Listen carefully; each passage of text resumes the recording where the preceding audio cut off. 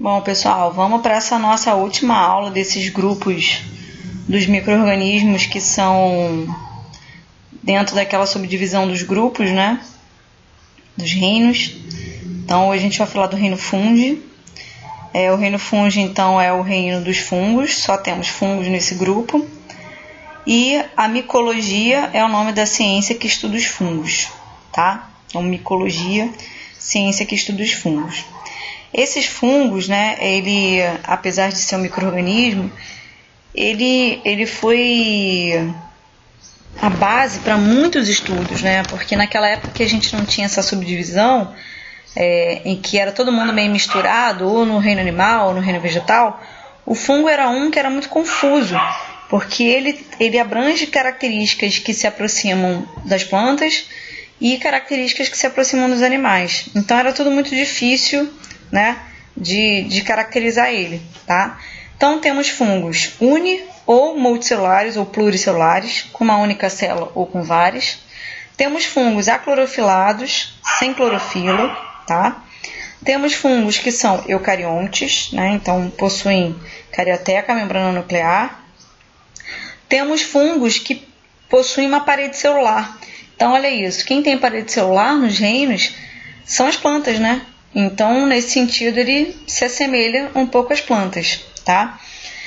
Tem uma parede celular diferente dos animais, mas a parede celular dele não é igual à das plantas e ela é rica em quitina. Já a reserva energética dos fungos é o glicogênio, que é o mesmo tipo de reserva energética de animal. Então, para vocês verem como isso tudo é meio confuso, isso lá atrás era muito difícil de encaixar ele em algum reino específico. Então, por isso, inclusive, foi muito bom essa subdivisão mais atual, né? Bom, eles são heterótrofos, né? Então eles não produzem seu próprio alimento, né? Eles precisam buscar um alimento e eles nutrem-se por absorção, né? Não tem nenhum sistema digestivo específico, né? Eles absorvem o produto, a matéria orgânica que eles vão precisar para se alimentar. Existe uma temperatura de crescimento que varia aí, mas a temperatura ótima, o que é isso? É a temperatura em que o fungo melhor se reproduz e cresce, é a temperatura entre 25 e 30 graus, tá? Então a gente sabe que fungos gostam de ambientes quentes, tá? Então isso é uma grande característica dos fungos, eles se reproduzem muito bem num ambiente mais quente, tá? Bom, em termos de respiração, né, o uso ou não do oxigênio, a maioria dos fungos é aeróbio, usa o oxigênio, né, nos seus processos naturais. A gente tem alguns que são anaeróbios facultativos. O que é isso? Eles em algum momento usam, em outros momentos não usam o oxigênio. Então são aqueles fungos que fazem os processos de fermentação. E a gente tem os anaeróbios obrigatórios, que eles não usam oxigênio nunca, tá? São fermentativos obrigatoriamente. A estrutura dos fungos, né? A gente, óbvio, tem fungos diferentes, então, claro que vai ter uma separação aí. Os fungos unicelulares, como as leveduras, né? Que são aquelas leveduras que se usam nos processos de fermentação, de fabricação de bebida alcoólica, né? É uma estrutura bem simples, né? Unicelular. E a gente tem os fungos multicelulares, então eles têm muitas células, tá? As células alongadas são células que a gente chama de hifas, tá? Elas podem ser septadas, divididas, tá vendo? Pelo desenho dá pra ver que é septada, septos são separações, ou elas são cenocíticas, inteiras, tá? E a gente percebe isso aqui nos micélios também, que são esse emaranhado, né, de fungos. Onde os fungos vivem? A gente tem uma possibilidade de abrigar fungos em várias situações diferentes e lugares, né? Então eles podem viver em água doce ou salgada, parasitando plantas, parasitando animais, parasitando o homem, né? Então vários indivíduos podem ser parasitados por fungos, mas também vivem em outros ambientes, né? Além das águas, o solo e a matéria orgânica em decomposição. Então, os alimentos, né? Os alimentos em decomposição é muito comum de serem afetados pelo crescimento de fungos. Além disso, como esses fungos vivem, né? Além deles viverem sozinhos em alguns ambientes, eles podem viver em associações, quer dizer, viver juntos, né? Numa associação que a gente chama de uma associação mutualística ou uma relação simbiótica. O que é isso? É uma relação em que os indivíduos trocam benefícios entre eles, no caso o fungo e algum outro indivíduo. Então é uma relação vantajosa para ambos os indivíduos, mas que também existe uma relação de dependência, tá? Dependência metabólica. Se um desses indivíduos morrer, o outro morre também. Então a gente tem o exemplo dos líquens, que é uma associação entre fungos e algas, e a gente tem as micorrizas, que são associações entre fungos e raízes de plantas. Então as duas relações são essas relações mutualísticas ou simbióticas. E aí os fungos entram em algumas classificações, tá? Como todos os outros indivíduos também entram, tá? Então a gente tem os zigomicetos, os deuteromicetos, os ascomicetos e os basidiomicetos. Vocês vão ver que com certeza muitos de vocês conhecem, só realmente não sabiam a classificação e alguns de vocês realmente nunca ouviram falar. Os zigomicetos são os fungos terrestres, tá? Os fungos terrestres que a gente encontra então ali nos solos, tem uma parede celular quitinosa, então isso mostra que ele tem uma certa resistência. A quitina é um material enrijecido, né? A gente tem quitina na unha, por exemplo, para vocês terem uma noção, tá? Eles vivem isolados, esses fungos, esses zigomicetos, mas existem algumas situações que eles podem até viver em conjunto, né? E formam tem uma formação mais macroscópica que você consegue ver a olho nu sem precisar de um microscópio, tá? Eles se alimentam de matéria orgânica morta, né? Produtos que já foram utilizados e já estão no processo de decomposição. São em sua maioria saprófitos. O que são saprófitos? São seres que se alimentam de matéria em decomposição, de matéria morta. Existem outras nomenclaturas, saprófitas, saprobiontes, tá? Então vocês podem ler isso em outros lugares, tá? E poucos desses zigomicetos são patogênicos, quer dizer, tem a possibilidade de causar algum tipo de doença, tá? A gente diz que ele tem um micélio cenocítico, né? É aquele que tem uma parte que não tem... As partes deles são inteiras, né? Não são septadas, não são todas separadinhas, tá? Os exemplos de zigomicetos, a gente tem alguns muito clássicos, principalmente o que a gente chama de bolor do pão, tá? Então, como eu falei, né? São fungos que crescem em matéria orgânica, né? Matéria em decomposição, matéria morta, né? Ou matéria orgânica pura e simplesmente matéria orgânica em decomposição. Então, o bolor do pão é aquele clássico, né? Deixou muito tempo o alimento do lado de fora da geladeira, né? Ele começa a entrar num processo de decomposição ou de gasto de matéria.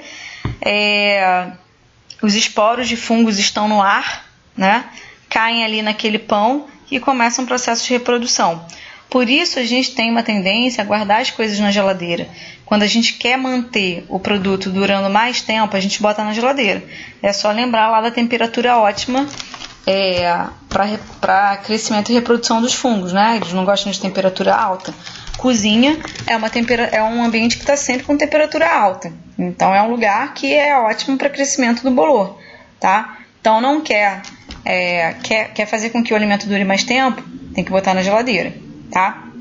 Esse pão aqui, óbvio, né? Você tá vendo que ele tá todo contaminado. Mas não adianta ter uma beiradinha aqui do bolor no pão e você tirar aquela beiradinha e comer o resto não, tá?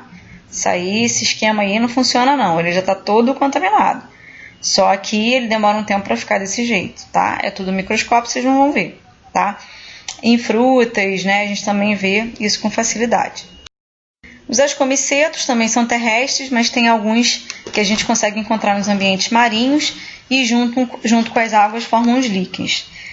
Formam hifas septadas, aquelas todas separadinhas, chamadas de ascóporos, por isso que são chamadas dessa maneira, porque tem esses ascos, que é um conjunto de hifas septadas, toda fragmentada, com vários pedacinhos separados. Então a gente tem aí as leveduras, né, que são unicelulares, fazem parte desse grupo dos ascomicetos, são grandes decompositores. Seres decompositores são muito importantes ecologicamente, né? A gente fala isso, que fungos e bactérias são seres decompositores. Ser decompositor significa que ele decompõe matéria orgânica e devolve como matéria inorgânica para a natureza, para ser reaproveitada, tá?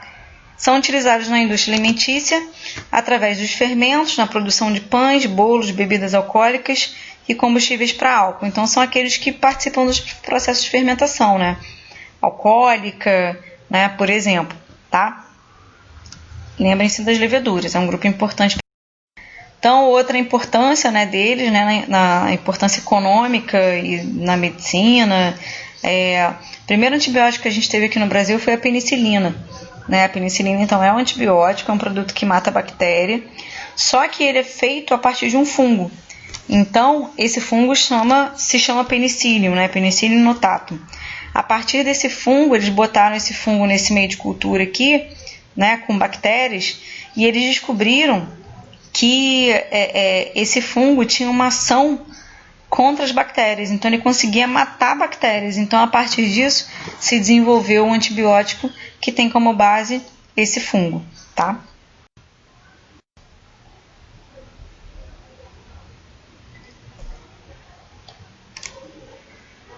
Então, a gente tem aqui um penicillium diferente, tá? O penicillium que formava a penicilina era outra espécie. Aqui a gente tem outros tipos de penicillium, tá? Então, que formam queijo, então roquefort, camembert, conhecidos, e as trufas, né? Trufas não são chocolates, tá? É um tipo de alimento específico que é a base fúngica. Bom, ascomicetos também de importância econômica, continua aí nesse processo da alimentação. A gente tem aí produção de vinho, de cerveja, refrigerantes cítricos e também outros, alguns importantes, né, que são os Saccharomyces cerevisiae, que produzem cerveja, pão, álcool, são bem conhecidos. Os ascomicetos são importantes, né? São indivíduos decompositores, né? Decompõem uma série de produtos nos ambientes naturais, podem causar alguns problemas, né, sérios. Então, alguns tipos de cânceres, aspergilos que ficam em alguns cereais, como por exemplo amendoim. Então, tem que ter muito cuidado com o uso de certos produtos, tá? Acondicionamento, né, como você guarda. Os basidiomicetos é um outro grupo, tá? Então, a gente costuma dizer que eles são cosmopolitas, quer dizer, eles vivem em vários ambientes diferentes. Podem ser encontrados em vários formatos, inclusive esse formato tradicional com esse chapéu, né, que a gente chama vulgarmente, tá? Formam esses basidiósporos. Tem uma parede celular de quitina também, são mutualistas, né, também formam micorrizas e líquens, vivem em ambientes terrestres, mas podem ocorrer em ambientes aquáticos. Lembrando que toda vez que a gente fala de ambiente terrestre, é um ambiente terrestre úmido, tá? Podem ser sapróbios, parasitas de animais, algas, vegetais e outros fungos. Como é um indivíduo cosmopolita, ele se adapta a muitas condições diferentes. Os basidiomicetos de importância econômica são os que a gente faz uso no dia a dia, né? Os cogumelos, né? Os cogumelos que são utilizados em alimentação, para uso de certas vitaminas, os que são utilizados na medicina, né? E alguns que são parasitos de algumas plantas, mas que têm um uso, né? Eles parasitam de uma maneira ruim em certas plantas, mas não o homem. Outros basidiomicetos de importância econômica, a gente tem aqui alguns que são venenosos, que formam aqueles chás, né, fungos que são alucinógenos, que fazem chás que são utilizados em determinadas seitas, né, decompõem madeira, né, causam certas doenças, como criptococos, né, que causam criptococose. Em outro momento a gente fala disso na aula presencial lá do chat. e os deuteromicetos, que são fungos imperfeitos, quer dizer, existe uma discussão ainda sobre esse grupo de fungos, tá? Também são cosmopolitas, são normalmente unicelulares, alguns, né, como leveduras, mas a maioria são multicelulares. Vivem em ambiente terrestre, mas podem ocorrer em ambientes de água salgada. Decompositores, auxiliam no processo de fertilização. Não fazem reprodução sexuada, porque alguns fazem. São sapróbios, parasitas de animais, algas, vegetais e outros. A reprodução nos fungos pode ser assexuada ou sexuada, tá? Então existem algumas formas. A assexuada é porque não tem troca de material genético, né? Então aqui, fragmentação do micélio, ele perde um pedaço desse micélio e novos fungos se formam a partir dessa perda de um pedacinho desse micélio. Fissão e brotamento de células somáticas, eu tenho uma célula que ela simplesmente se constringiu aqui no meio e formou uma nova célula em seguida. E produção de conídeos, são como se fossem esses brotos, né? Próximos das hifas dos fungos. Não precisa saber quem se reproduz de que maneira. E a reprodução sexuada dos fungos, não vou entrar em detalhe, né? Só para vocês saberem que existem várias, né? Copulação gametangial, então é como se fosse uma cópula mesmo, né? Parte masculina, parte feminina, trocando material genético, tá? Somatogamia, espermatização, não é para entrar em detalhes, só para saber que na reprodução sexuada existe troca de material genético.